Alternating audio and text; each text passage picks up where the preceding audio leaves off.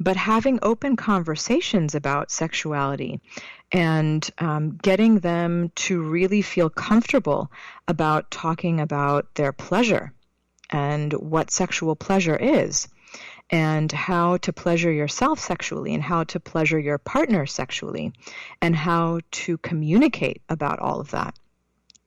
Because if you don't know how to communicate about all of that, you're probably not going to be experiencing your full pleasure and bliss when it comes to your sexual relationships.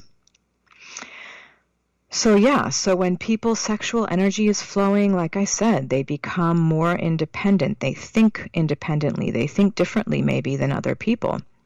And when people are, disconnected from their sexuality, they're far more likely to live in fear.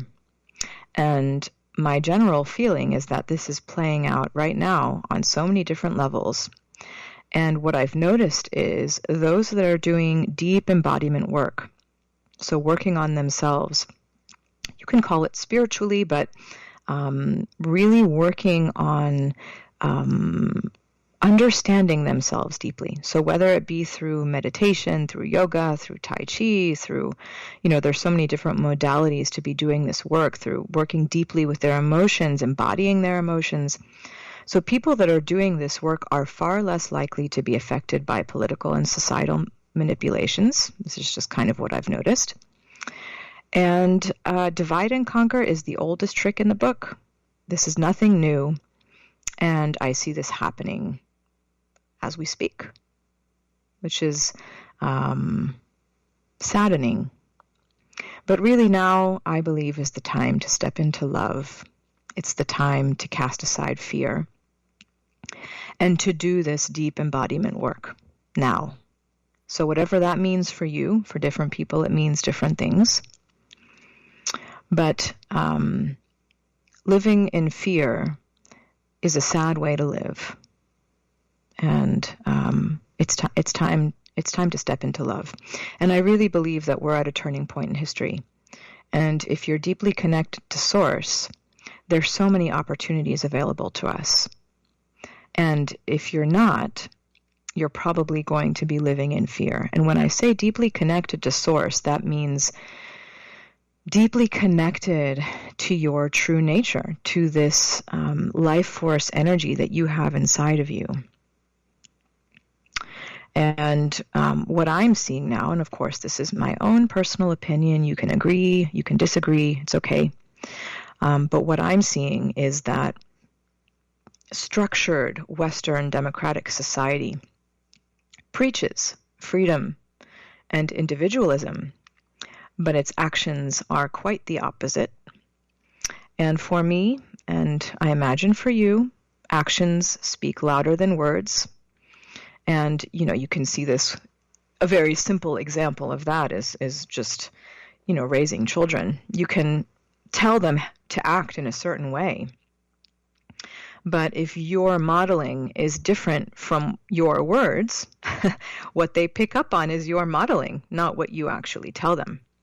So actions speak far louder than words, and no amount of manipulative journalism will, make people that are deeply connected to Source see this made-up truth.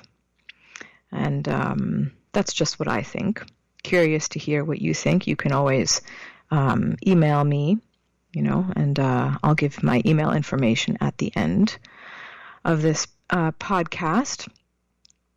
But I think it's really important for us to really kind of take a step back and try to see the connection between the flow state of our energy and the amount of fear that we feel like we have, on a day-to-day basis.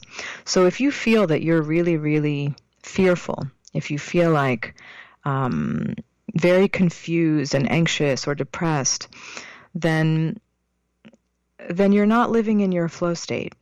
There's something blocked in your energetic body. And if there's something blocked in your energetic body, then you're not living your best life. And that's something that, irrespective of whether or not you agree with everything that I've just said right now, is probably something that you would want to remedy, because nobody really enjoys living in fear. I mean, that's, people believe that living in fear protects them, and that may be true to a certain extent. Yeah, I mean, you don't want to go around doing crazy things that could really subject you to harm. But at the same time, I feel like what's now, at least, being considered dangerous is very far away from the truth. And I think that if more people started to really do this deep work and embody their energy and work on facilitating the growth of their own internal power, that there would be less fear in general. People would be living from a way more authentic place. And what I'm seeing now is just this crazy censorship from big tech. And we're seeing it on lots of different levels. But if I'm going to talk about sexuality, there's absolutely no distinction between pornography or violent sexuality and content that's meant to educate.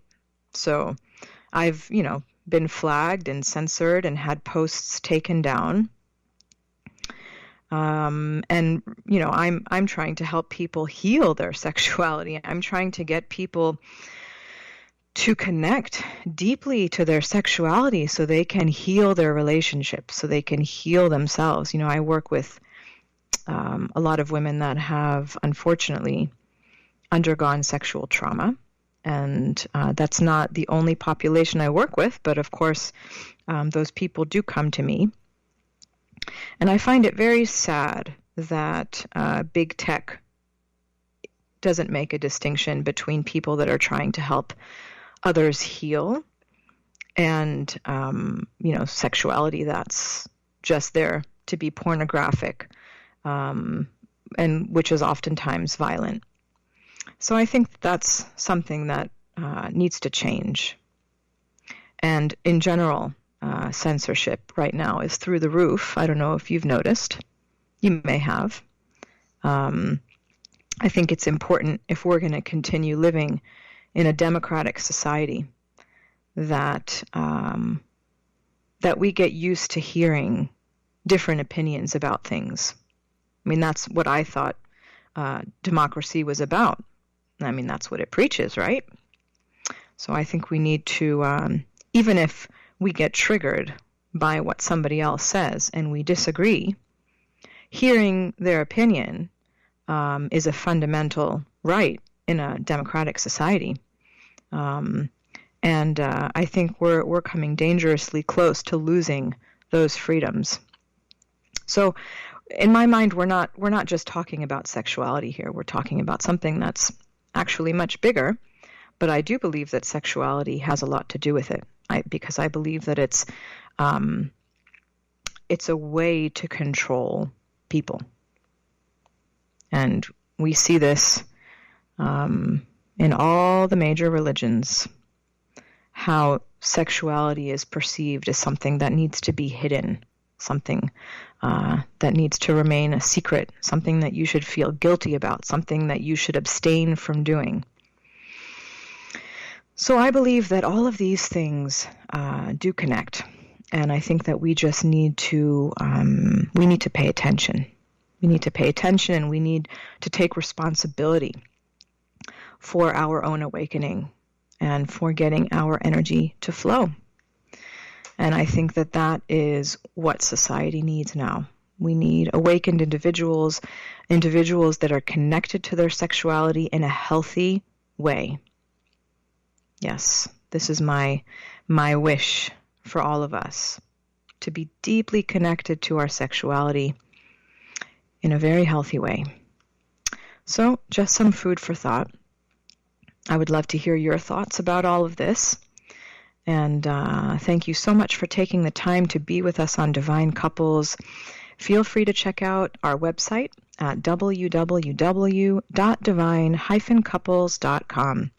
And our social media page on Instagram is at divine.couples, adding intimacy, passion, and healing to your lives. If you want to send any comments or feedback, questions, you can also email me at info@divine-couples.com. Thanks so much for joining us. I am your host, Naomi Slater.